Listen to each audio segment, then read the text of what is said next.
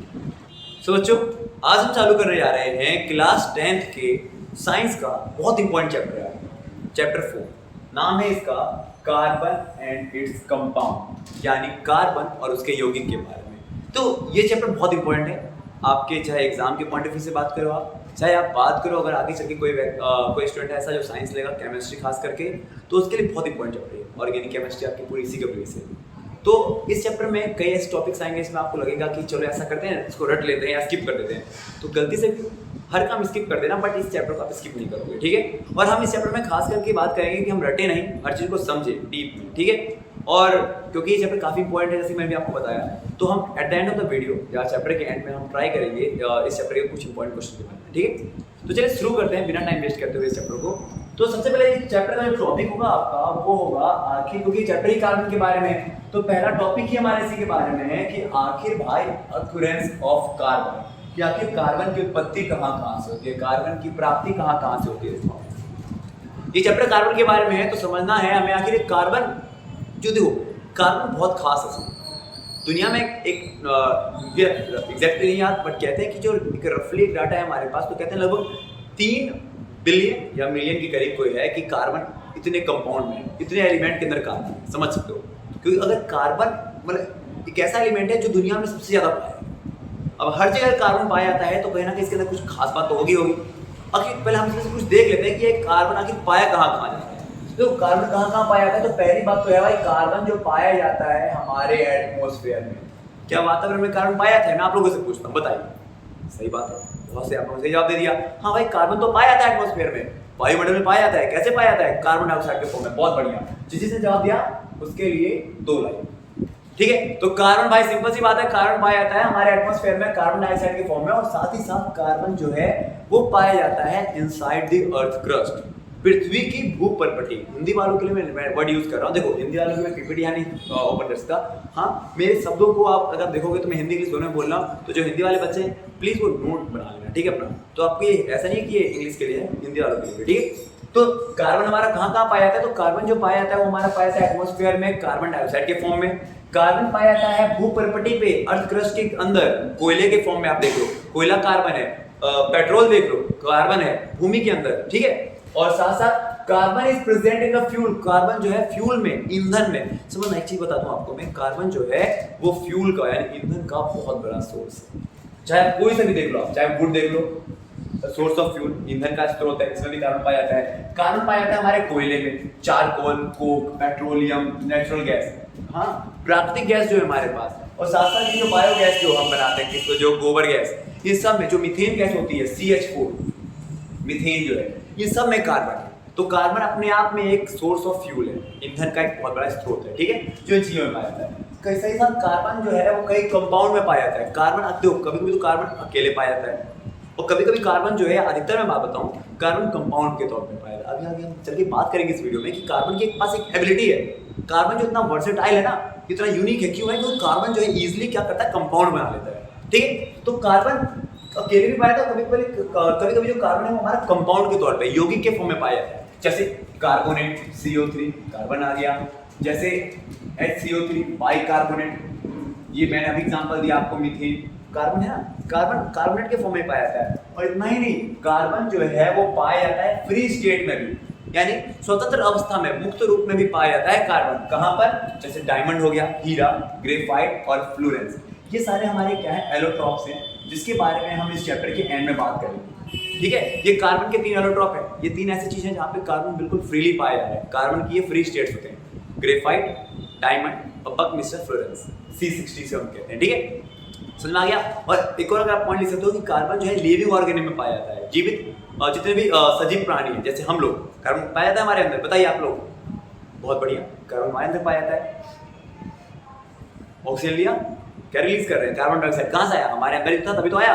और प्लस में हम जो खाना खाते हैं, आप लोगों ने पढ़ा हुआ 6th चैप्टर में, लाइफ प्रोसेस में, जो हम खाना खाते हैं, ग्लूकोज C6H12O6, 6 क्या है, वो C क्या है, कार्बन। तो कार्बन हमारे अंदर ही पाया जाता है, प्लांट्स के अंदर, और जो एनिमल है सब के अंदर कार्बन पाया जाता है। समझ में आ गया। तो कार्बन कहाँ से पाया जाता है, जल्दी बता दो आप लोग। बहुत बढ़िया, एटमॉस्फेयर में पाया जाता है, अर्थ क्रस्ट में पाया जाता है, सोर्स ऑफ फ्यूल है कार्बन, ईंधन के तौर पे पाया जाता है। कार्बन और कहाँ पाया जाता है, कार्बन पाया जाता है आपका फ्री स्टेट में, जैसे कि आपका 3 बताया ना मैंने, डायमंड, ग्रेफाइट और बकमिस्टर फ्लोरेंस।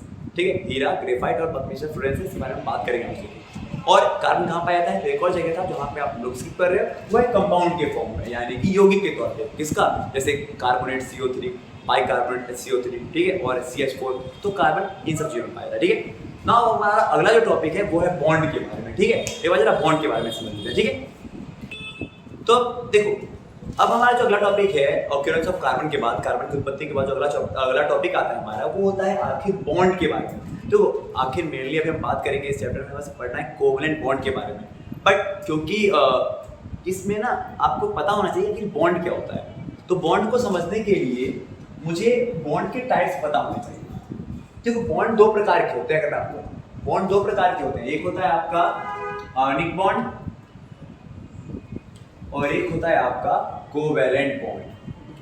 यानी कि बॉन्ड है हमारे दो प्रकार के, एक होता है आयनिक आबंध और एक होता है आपका सहसंयोजी आबंध। सहसंयोजी आबंध। तो बॉन्ड कितने प्रकार के हो गए? बॉन्ड हो गए दो प्रकार के। अच्छा देखो अब इन दोनों बॉन्ड में अंतर क्या? आप कहोगे अरे ये क्या बात, ये आपने क्या पढ़ा दिया मैं, आयनिक बॉन्ड कोवैलेंट बॉन्ड। तो आयनिक बॉन्ड और कोवैलेंट बॉन्ड को समझने के लिए हमें पहले ना एक चीज समझनी पड़ेगी, वैलेंसी के बारे में, यानी संयोजकता के बारे में। वैलेंसी के बारे में समझते हैं, संयोजकता के बारे में समझते हैं। ठीक है, तो संयोजकता के बारे में समझना बहुत ईजी चीज है, बहुत प्यार समझेंगे, रटना नहीं है कुछ भी चीज, समझेंगे प्यार से। देखो सबसे पहले हम बात करते हैं, देखो आपको पता है एक चीज, जैसे कि आप सबको बात पता होगा इलेक्ट्रॉन कन्फिगरेशन के बारे में। हम सबको पता है कि भाई एलिमेंट अपने आप को क्या करते हैं? स्टेबल करना चाहते हैं, स्थिर करना चाहते हैं। और एलिमेंट जब अपने आप को स्थिर करते हैं तो यह क्या करते हैं? वो पहले वाले उनके ऑर्बिट पे कितने इलेक्ट्रॉन होता है? 2। दूसरे ऑर्बिट पे कितना इलेक्ट्रॉन होता है? 8। और तीसरे ऑर्बिट पे कितना इलेक्ट्रॉन होता है? 8। यानी पहले वाले में 2, दूसरे वाले में 8 और तीसरे वाले में 8। ये अपने आप को स्टेबल करने के लिए ऐसा करते हैं। हमने 9th में नील बोर की सहायता से, नील बोर के मॉडल की सहायता से पढ़ रहे हैं। 2 8 8। ठीक है, तो अब देखो जैसे बाद में मैंने कहा आपको क्लोरीन के पास कितने एटॉमिक नंबर है? 17। कितना इलेक्ट्रॉन है इसके पास? 17 इलेक्ट्रॉन है। तो अगर इसके पास 17 इलेक्ट्रॉन है तो पहले ये चेक कर लेते हैं क्या ये स्टेबल है कि नहीं है भाई। तो 17 में से भाई दो फैमिली, तो इसके 2 इलेक्ट्रॉन तो आपके आ गए पहले वाले घर में, चेक हो गया। फिर 8 दूसरे वाले में भी आ गए, चेक हो गया। होगी 2 8 हो गए 10 हैं, कितने? 17। कितने हो गए? 10। अब कितने हैं? 7 बचेंगे इसके पास, तो लास्ट वाले घर में कितना आ पाएगा? 7। क्या ये स्टेबल है? वेरी गुड, ये स्टेबल नहीं है, क्योंकि होना क्या चाहिए था? 2 8 8 है कितने? 2 8 7, 2 और 8 10, 10 और 7 17। यानी अगर आप देखोगे तो भाई होना चाहिए था 8 लास्ट वाले घर में, और है कितना? 7। यानी कितने इलेक्ट्रॉन की यहाँ पर कमी है? बहुत बढ़िया, आप लोग कहोगे यहाँ पर भैया 1 इलेक्ट्रॉन की कमी है। अब अगर इसके पास 1 इलेक्ट्रॉन की कमी है तो ये खुद सोचोगा, ये अपने आप को स्टेबल करने के लिए 7 इलेक्ट्रॉन किसी को दे देगा या 1 इलेक्ट्रॉन किसी से ले लेगा? बहुत अच्छा जवाब दिया आपने कि भाई बेवकूफ नहीं है ये 7 इलेक्ट्रॉन इससे बहुत मेहनत से कमाए हैं। ये 7 इलेक्ट्रॉन किसी को ऐसे नहीं देगा, ये कहेगा भाई मैं 7 नहीं दूंगा, मुझे कोई 1 दे दो इलेक्ट्रॉन। तो ये क्या करेगा? अपने आप को स्टेबल करने के लिए 1 इलेक्ट्रॉन की इससे ले लेगा। यानी इसने क्या किया है? 1 इलेक्ट्रॉन को इसने क्या किया है? गेन किया है, प्राप्त किया है। ठीक है, तो क्लोरीन की वैलेंसी क्या हो गई? 1। इसी प्रकार से हम एक और चीज बात कर लेते हैं। जैसे मान के चलो मैंने कहा अब आपको कि एल्युमिनियम की बात, एल्युमिनियम के पास कितना है एटॉमिक नंबर होता है? 13। यानी कि पहले वाले घर में 2 हो गए, दूसरे वाले घर में 8 हो गए, और तीसरे वाले घर में कितने बचेंगे? 2 और 8 10, 10 और 3 13। होने कितने चाहिए थे इस वाले घर में? होने चाहिए थे 8। है कितने इसके पास? 3। कितने इलेक्ट्रॉन की कमी है? 5 इलेक्ट्रॉन की कमी है। अब ये बताओ क्या कोई से 5 देगा? क्या 5 इलेक्ट्रॉन दे पाएगा कोई से? क्योंकि भाई इसके पास है 3 और इसको स्टेबल होने के लिए 5 और चाहिए। तो ये क्या कहेगा? ये कहेगा भाई मैं 5 इलेक्ट्रॉन क्यों लूं? ऐसा करता हूं कि मैं 5 इलेक्ट्रॉन तो मुझे जल्दी कोई देगा नहीं, तो मैं अपना 3 इलेक्ट्रॉन लूज कर देता हूं। तो अपना क्या करेगा? 3 इलेक्ट्रॉन को ये लूज कर देगा। क्या कर देगा? लूज कर देगा। तो इसकी वैलेंसी क्या हो गई? 3 हो गई। यानी आप समझ रहे हो कि वैलेंसी क्या होती है? तो किसी भी एलिमेंट के द्वारा अपने आप को स्टेबल करने के लिए, स्थिर करने के लिए जितना इलेक्ट्रॉन वो गेन करता है या जितना इलेक्ट्रॉन वो लूज करता है, वो उसकी क्या कहलाती है? वैलेंसी। अपने आप को स्टेबल करने के लिए। नहीं समझ में आया? एक लास्ट एग्जांपल और चेक कर लेते हैं। जैसे मैंने कहा सोडियम के बारे में, सोडियम के पास कितने हैं? 11 होते हैं सोडियम के पास, 11 होते हैं। पहले वाले घर में 2, दूसरे वाले घर में 8, तो कितना हो गए? 2 और 8 10, और तीसरे वाले घर के लिए कितना बचेगा इसके पास? एक ही तो बचेगा। पहले वाले घर में 2, दूसरे वाले घर में 8 और तीसरे वाले घर में कितना आएगा? 1 आएगा। अब सोचो होना क्या चाहिए था? 2, 8, 8 होने चाहिए थे। पहले वाले घर में 2 है, दूसरे वाले घर में 8 हो गए। 2, 8, 10, 11 है ना इसके पास, होने चाहिए 18 मिला के। कितनी कमी है यहाँ पर? 7 की कमी है। तो 7 तो कोई इसको देगा नहीं, ये अपना 1 इलेक्ट्रॉन क्या कर देगा? लूज कर देगा।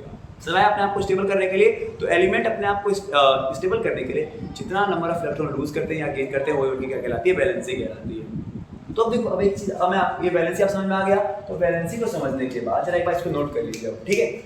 इसके बाद हम बात करेंगे आयोनिक बॉन्ड के बारे में। तो जैसा कि आप लोगों ने वैलेंसी समझ में आ गया, वैलेंसी क्या होती है? तो कोई भी एलिमेंट अपने आप को स्टेबल करने के लिए, अपने आप को स्थिर करने के लिए जितना इलेक्ट्रॉन लूज करता है या गेन करता है या फिर शेयर करता है, वो उसकी कहलाती है वैलेंसी यानी संयोजकता, ठीक है। अब देखो बात करते हैं आयोनिक बॉन्ड के बारे में। तो यानी क्या होता है हमारे पास? मैं 2 एग्जांपल लेकर बताता हूं, आप समझ जाओ। मैंने कहा, आपने इसके बारे में सुना होगा NaCl, सोडियम क्लोराइड के बारे में। कितने एलिमेंट है इसके अंदर? 2 एलिमेंट है। एक है आपके पास Na यानी सोडियम और एक है आपके पास क्लोरीन। अच्छा देखो, ऐसे अगर आपसे कोई कहे कि आयोनिक बॉन्ड क्या होता है, तो हम कहेंगे कि जब भी एक मेटल और एक नॉन मेटल आपस में इलेक्ट्रॉन को लूज करके या गेन करके कंपाउंड बनाते हैं, बॉन्ड बनाते हैं ना, तो वही कहलाता है हमारा आयोनिक बॉन्ड। बट मैं इसको समझाता हूँ, समझना ध्यान से। NaCl, सोडियम के पास कितना एटॉमिक नंबर था? 11। क्लोरीन के पास कितना था? 17। बहुत बढ़िया। सोडियम को अगर मैं इसका इलेक्ट्रॉनिक कॉन्फ़िगरेशन बनाऊंगा तो पहले वाले में 2, दूसरे वाले में 8, तीसरे वाले में कितना बचेगा? 2 और 8 10, 10 और 1 11। होने क्या चाहिए थे? 2, 8, 8, 2, 8, 8 होने चाहिए, है क्या? 2, 8 है। कितने की कमी है? 7 की कमी है। क्या कोई इसको 7 देगा? नहीं, ये अपना 1 इलेक्ट्रॉन क्या कर देगा? लूज कर देगा। तो इसकी वैलेंसी क्या हो गई? 1। तो इसने क्या किया, यानी ये क्या कर रहा है? सोडियम क्या देख रहा है? सोडियम कह रहा है कि भाई आओ आओ 1 इलेक्ट्रॉन ले जाओ, आओ आओ 1 इलेक्ट्रॉन ले जाओ। भाई क्लोरीन की बात करते हैं। क्लोरीन के पास कितने? 17, यानी पहले वाले में 2, दूसरे वाले में 8, 2 और 8 10 हो गए। तीसरे वाले में कितना आएगा? 7, 2, 8 10, 10 और 7 17। होने क्या चाहिए थे? 2, 8, 8। कितने की कमी है यहाँ पर? सॉरी, कितनी कमी है यहाँ पर? 1 की कमी है ना। अब अपने आप को स्टेबल करने के लिए सिर्फ 1 इलेक्ट्रॉन की जरूरत है। 7 तो ये किसी को देगा नहीं, ये क्या बेवकूफ तो नहीं है कहेगा कि ऐसा करो 7 ले जाओ, नहीं। अपने आप को स्टेबल करने के लिए वेट करेगा कि कोई मेरे पास आए और मुझे 1 इलेक्ट्रॉन दे जाए। तो यानी इसे 1 इलेक्ट्रॉन चाहिए, ये गेन करना चाहता है, और ये बाजू वाला जो है ये लूज करना चाहता है या त्यागना चाहता है। तो बस यानी कि सोडियम अच्छी साथी बन गई दोनों। वाह, इन्होंने कहा सोडियम ने कहा देखो क्लोरीन, तुम्हें मैं 1 इलेक्ट्रॉन दे रहा हूँ, तुम्हें 1 इलेक्ट्रॉन चाहिए, तुम मुझसे 1 इलेक्ट्रॉन ले लो, मैं लूज कर रहा हूँ, तुम गेन कर लो, तो हम मिलके एक बॉन्ड बना लेते हैं। कौन सा बॉन्ड? Ionic bond. तो समझ में आयोनिक बॉन्ड कौन सा होता है? तो आयोनिक बॉन्ड ऐसे बॉन्ड होते हैं जो कि तब बनता है जब एक मेटल या नॉन मेटल या फिर कोई 2 एलिमेंट आपस में क्या करे? इलेक्ट्रॉन को लूज करे या गेन करके कंपाउंड बनाते हैं, ठीक है। जब भी कोई 2 एलिमेंट अपने आप को आपस में इलेक्ट्रॉन लूज करने पर या गेन करने पर कोई कंपाउंड बनाते हैं, तो वो कौन सा कंपाउंड कहलाता है? Ionic bond. यानी NaCl कौन सा बॉन्ड है? आयोनिक बॉन्ड है, ठीक है। अब बात करते हैं कोवैलेंट बॉन्ड का। अब कोवैलेंट बॉन्ड क्या होता है? सहसंयोजी बॉन्ड क्या होता है? देखो, तो मैंने भी आपको बताया था।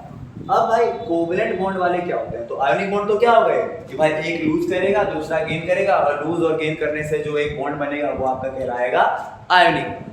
अब बात करते हैं कोवैलेंट बॉन्ड के बारे में, सहसंयोजी आबंध क्या होता है, तो समझना। तो देखो, अब अगर मैं अगर आपसे पूछूं तो देखो इसमें समझना। अब एक है हमारे पास कार्बन, ये कार्बन की बात कर लेते हैं। कार्बन मेरा ट्रीट बनता है, इसी बार पूरा चैप्टर है। कार्बन के पास कितने इलेक्ट्रॉन होते हैं? तो कार्बन के पास पूरे कितने इलेक्ट्रॉन हैं? तो कार्बन के पास है आपके 6 इलेक्ट्रॉन। कितने इलेक्ट्रॉन है कार्बन के पास? 6 इलेक्ट्रॉन है, ओके। अब कार्बन के पास 6 इलेक्ट्रॉन होते हैं। अगर मैं इसका इलेक्ट्रॉन कॉन्फ़िगरेशन बनाऊंगा तो आप सब समझते हो भाई, पहले वाले में तो 2, दूसरे वाले में कितना होगा? 8 तो आ नहीं सकता ना, क्योंकि पहले वाले में 2 आ गया, 6 ही है इसके पास। तो पहले वाले में 2 और दूसरे वाले में 4, 2 और 4 6 हो गए। पहले वाला घर तो पूरा हो गया इसका। दूसरे वाले घर में होना कितना चाहिए था? 2 और 8 होना चाहिए था ना।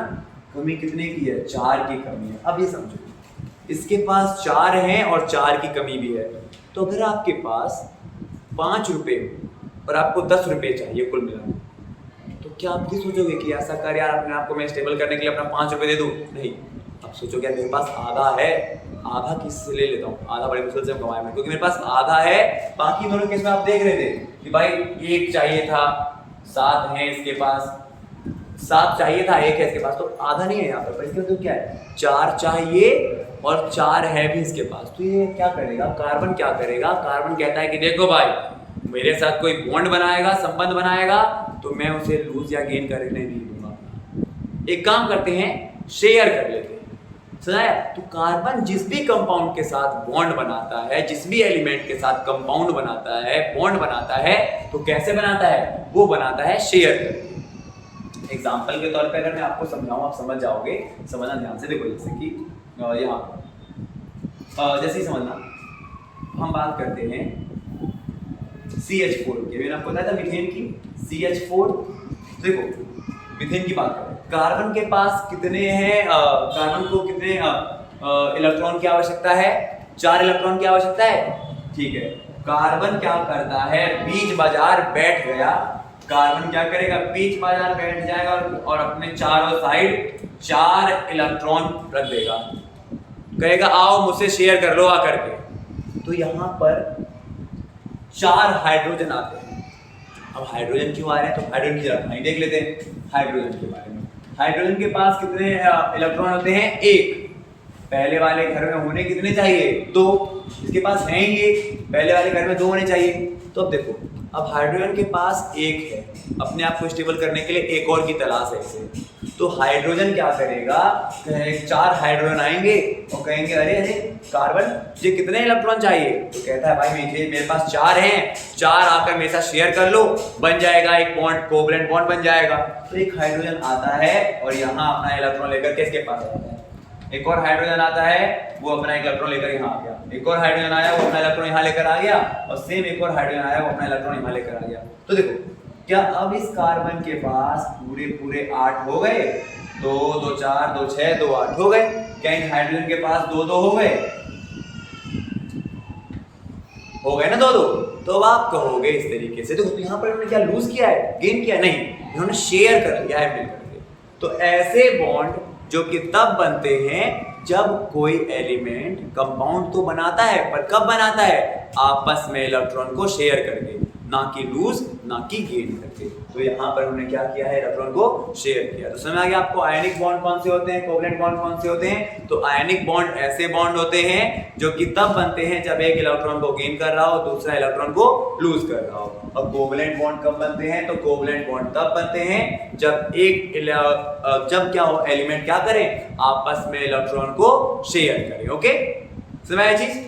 तो कोवलेंट बॉन्ड कब बनते हैं, आपस में जब एलिमेंट शेयर करते हैं इलेक्ट्रॉन को। और आयनिक बॉन्ड कब बनते हैं, जब एलिमेंट आपस में इलेक्ट्रॉन को या तो लूज किया गया हो या तो गेन करके बॉन्ड बना। समझा गया।